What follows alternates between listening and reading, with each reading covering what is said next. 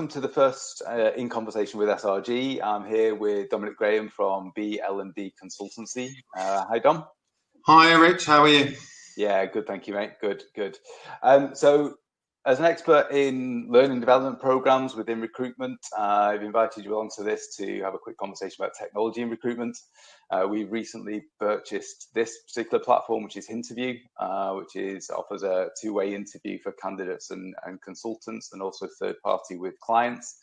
And we're really using this not just because of coronavirus, although it does help, but also we see a really long-term opportunity to use this to streamline a recruitment process, to give a good candidate experience and really good customer service as well.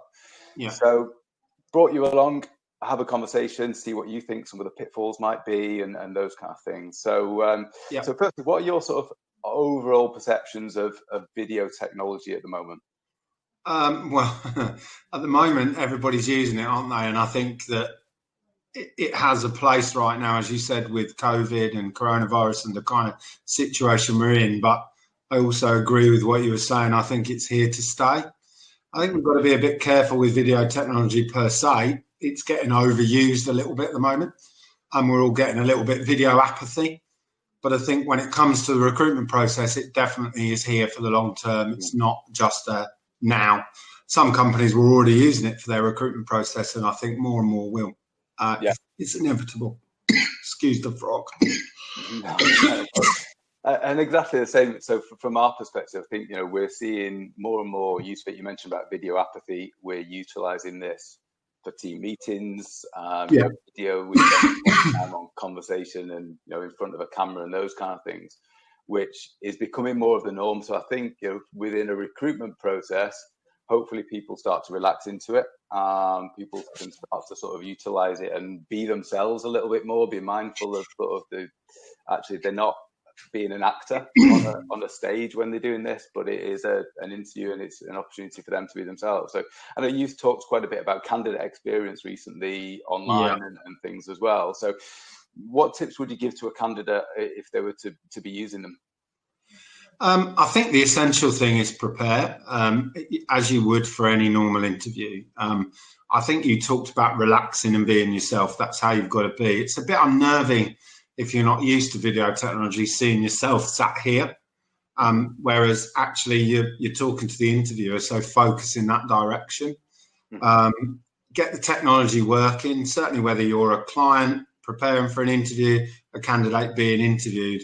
Prep is essential. So making sure you're ready for the fact this is an interview, accepting it works, it does work.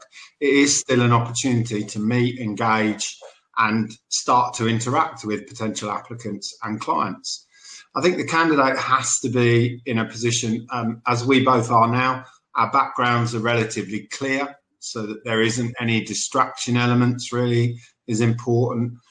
Prepare and dress as you would if you were going for an interview, or confirm with the interviewer the formality of it. Do you want me wearing a tie, or is smart enough? And if they tell you it's informal, don't go too informal. Still be smart. Absolutely. I think the biggest amount of prep is still mindset that this is an interview, and I think being aware that what the camera does is really amplify body language even more. So eye contact is even more important like this. So making sure you try and avoid, I keep getting distracted by me here, as I've said, focus on you. But again, focus on you, but also on the camera, because it depends on screen setup. I've seen people and been on video chats where somebody's got a screen over here with the person they're speaking to, and the camera's over there, and it's just really awkward where that person's looking to, because actually, the eye contact really is where the camera is. Absolutely. So that's really important thing to note of where you're looking.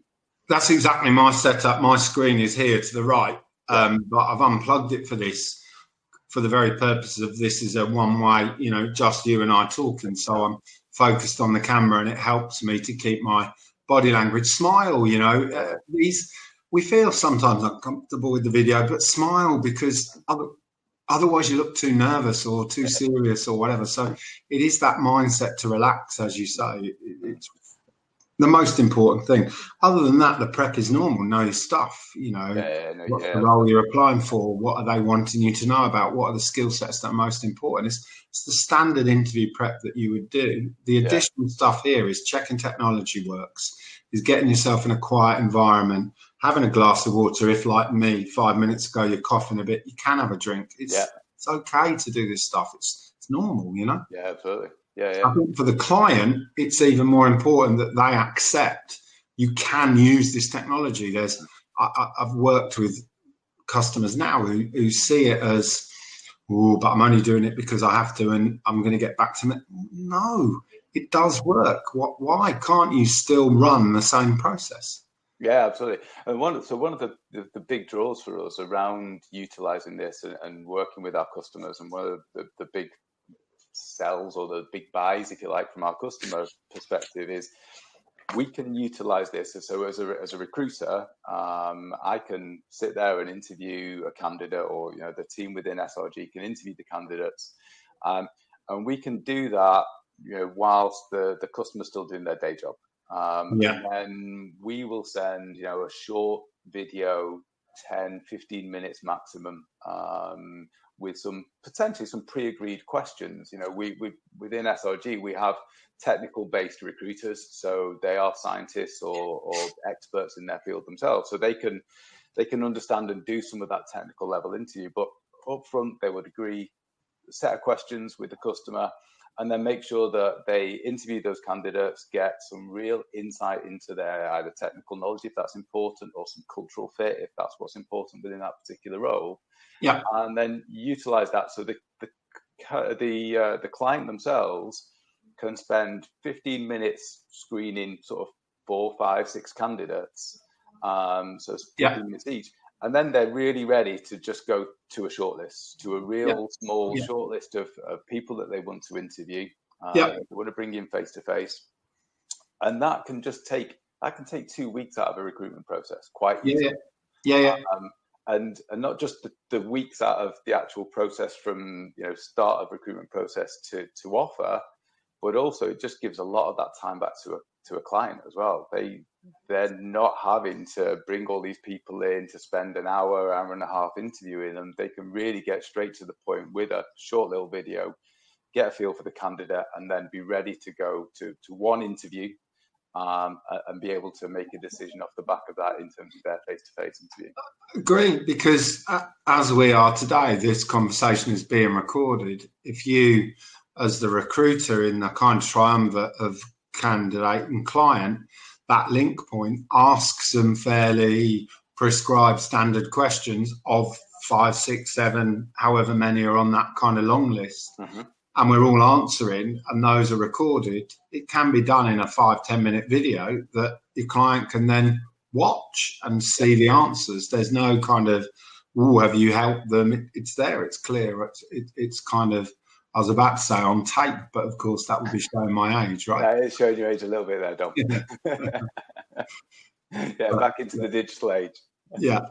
But on that front, actually, because there's loads of different technologies out there at the moment. Interviews platform that we vetted and chose from SRG's perspective, but there's all sorts of chatbots and online assessment centers and all sorts of things. And one of my biggest sort of fears around that is that people start to put technology into the recruitment process for the sake of it, because it's a wanky bit of technology that, on the face of it could be quite clever. But, if you're thinking about that from a recruiter or from a client perspective, really trying to understand what is the purpose of that piece of technology in the process. Is it going to be a benefit? Is it going to improve something? Or are you just doing it because it's quite a neat piece of tech? Yeah. And that's some work you mentioned earlier that I've been posting about candidate experience. That's some work I've done within your sector with a pharmaceutical company recently. Is we looked at their process and how they use it. We talked about, I got them to do some kind of exercises about how many different techniques, tests, formats you can put into a process, and they came up with dozens. But the point isn't the variety you have, but the relevance as to why you're using it. So it's not about putting something in because I can, it's putting something in because it assesses or adds something to the process. And from a candidate's perspective, that's about the relationship built with the client. That's about the feeling I get, the engagement I get with that client. And it means that the client wants me to be part of their team. And a client's objective through the recruitment process should be that every person they meet wants them to offer them a job. Yeah, absolutely. Yeah. But they don't. And they kind of sometimes make it really clear that I don't want you, or you should want me more than I want you, kind of mentality and dynamic. And if you do that on here, the pitfalls, we talked a little bit, we say, well, okay, what can go wrong with using video technology? That's one of them, because it's so, like we talked about that body language, because you're smack in the middle of a screen now, I can see everything and overfeel it almost. Yeah. That little bit of, if we're doing something for the sake of it, or just because I'm running through hoops because someone told me I should, that will leak much easier in this format. And so you've got to know why you're using, and you've got to commit to it. You've got to do it the same for everyone. Everybody has to feel that this is a process for me. And I get to the end of it, whether I'm going to get an offer or not, I kind of want the offer. Always. And that way you're going to get the choice of candidate as a client, And on that point, that candidate might not be the right person for that role at that moment. Absolutely not. But we work in within SRG life science industry. It's a relatively small market. You've no idea who that person's speaking to, who their best mate.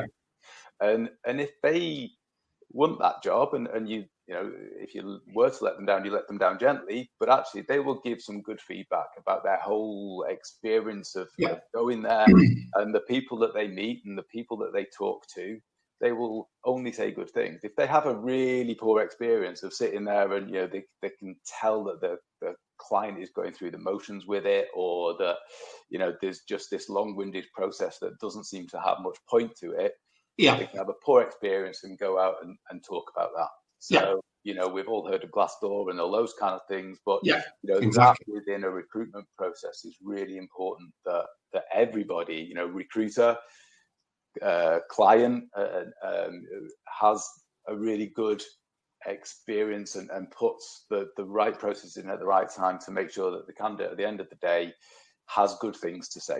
Absolutely. They might agree that it's not the right role for them, so they might decide that through a great thing within recruitment. It's for clients to understand whether they want the candidate and vice versa. But and we did even talk about within there, we were debating, with line managers from all functions of it, and we were saying, if 10 minutes into the interview, it's fairly obvious the job's not right for me or you, and okay, maybe not 10 minutes, 15, I don't know, but there's clear discrepancy between the skills I have and the requirements for the role. And something's gone wrong in the selection process up front. It's almost, don't go through. You're better off, in the opinion that we came up with in the room, of kind of halting pause and saying, look, I'm not sure. What we were looking for is this. You don't seem to, no, I don't have that. And it almost making them jump through hoops to tell them what they already know.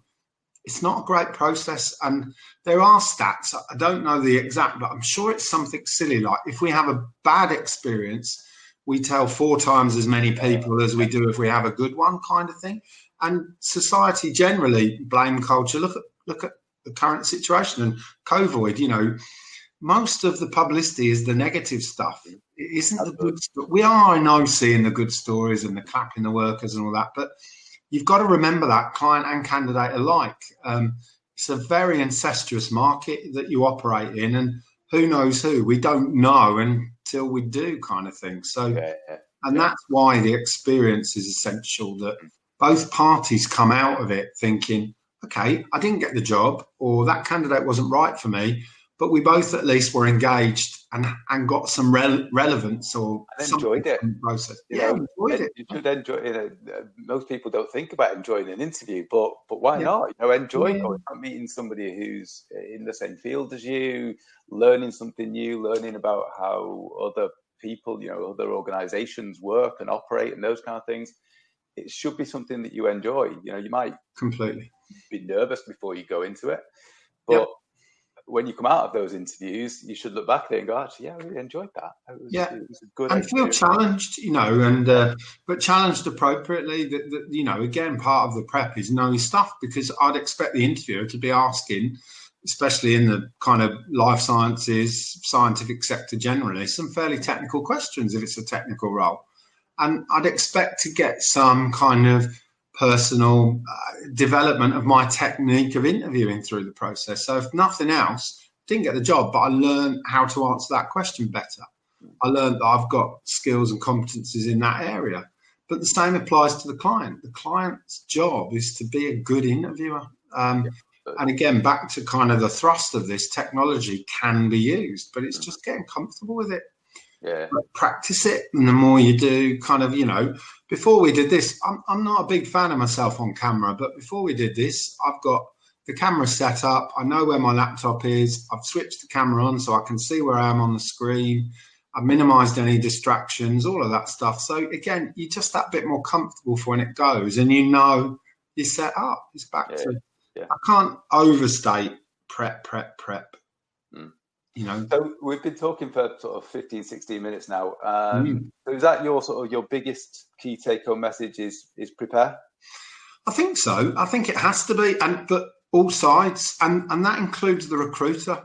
The recruiter too often becomes silent at this point of candidate and client meeting because they're generally not involved in this particular situation. But again, with technology, why can't they be? I do work with a client within the recruitment sector who their consultants are involved. It's a significant relationship, and they're sat as part of this interview. In order to kind of give the candidate a friendly face, it's usually someone they've met or they're engaging with. But the recruiter's job is if that isn't going to happen, the client doesn't want that or whatever it might be, then the recruiter's job is to get both parties ready. I mean both parties, because it's making sure the client is reminded that the candidate you're meeting is a good candidate with multiple interests. The client you're meeting is expecting you to know something about the business. What have you prepared? It isn't as easy as, I think there are some recruiters that still operate this way, that would send the link to the company website out and say, there's your prep. There you go. That's not earning your money. Ultimately, recruiters generally are rewarded by the success of placements they make. So earn it by getting involved, prep both sides, be a kind of fundamental part of that process so that both sides enter into the conversation ready for it. I think just on that front, a recruiter is a consultant. They should be paid to consult. Should be, and fundamentally that is what the industry is about. For me, it's around offering your expertise, your knowledge, and consulting both the candidate and with the client. So, when you're thinking about technology in a recruitment process with a customer, is actually consulting with them as to what is the purpose of having this piece of technology in the middle of the process or at either end of the process. What's it going to improve? What are we looking to achieve off the back of it? And what's the candidate's experience going to be by having that piece of technology in there? So if you are genuinely being a consultant, you will consult on this technology piece within the process, but you'll also consult with the customer on exactly what kind of skill sets and what kind of culture and what kind of fit the individual needs to have.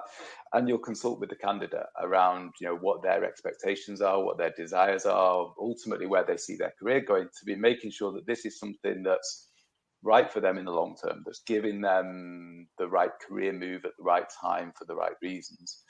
So that consultancy part of being a recruiter is absolutely of paramount importance to me. And it's something that I'm fundamentally passionate about in terms of what we are as an industry. And if we do that right, then this whole recruitment process should be really streamlined, should be really simple, because at the center of it, the recruiter has been able to consult. Yeah, I completely agree. And, you know, any consultants I'm working with, that's the message they'll get. It is about earning and using that badge of consultant properly. It's not in the kind of words of some recruiters throwing mud at a wall and hoping some sticks, i.e. multiple CVs and eventually I'll get it right. Unfortunately, a lot of the industry still does work that way, and there's an element of distrust around, but that's the consultant's job to kind of break that, I would say, and show that they can be different and really get engaged in the process. You know, some clients distrust. Why would I tell you as the recruiter, you know, exactly what I want out of a candidate? Because all you're going to do is tell the candidate what I want. Well, no, because fundamentally, if the candidate I find only can give you the answers you want because I've told them, when you offer them a job, they won't be able to do it. Yeah, absolutely. So my job then as the consultant is to find a candidate who can do and evidence properly what you want them to. And then, you know, we forget, I think, as recruiters sometimes, that it isn't just about getting an offer and an offer being accepted. It's about then that individual staying and adding value to the client. Then they'll come back. Then there's no hassle around rebates. And as we've said, technology, it can and will play a bigger and bigger part in that. Yeah. No, absolutely. I mean, we have a saying or an ethos within SRG called Career for Life. So, you know, that is about advising a candidate and a client around their career, and that they will keep coming back time and again to us as a business. And that doesn't mean that we want them to be going to a job and then leaving it and coming back. But actually, if they go to a job, the chances are they'll get promoted at some point if we found a really good candidate for that company. Then they'll start to use us as a recruitment business, and potentially, you know, in 5-10 years time, when they are looking again, we should be first in mind for them to come back to, because they've had such a good experience first off. So that fundamentally for me, you know, consulting and you know, offering that career for life kind of mentality is of paramount importance. And you know, any piece of technology, you know, the original conversation, any piece of technology that we put in place within a recruitment process should be really geared around supporting that. So we've been chatting for 20 odd minutes. I'm going to leave it there for today. I really appreciate your time. Don't want to bore everybody through watching a really long video of us two chin-wagging, but we can talk about this forever and a day, because it's something that we're both passionate about. Indeed. So really appreciate your time, Dom. Thanks a lot for taking the time to speak to SRG today. No problem. Look forward to catching you soon. Yeah. Cheers, Rich.